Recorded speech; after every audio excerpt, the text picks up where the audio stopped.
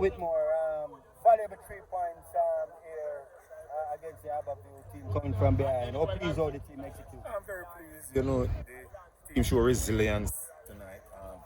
We didn't start the way we wanted to concede early, but again, what we tried to contest with the Harbour team in the midfield, which we were losing the battle here. We have the wide areas of the pitch, and when we start working the wide areas of the field with a Levante and Daniel Green, then we get some success.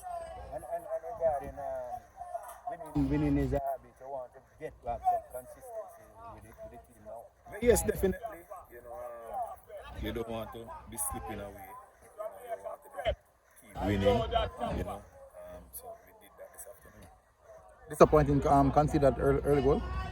I wouldn't say disappointed if you concede a goal like that late, then it will be more disappointing. But after 3 minutes of play, they have 90 plus minutes to play. You know, I think we exercise a bit more patience after conceding.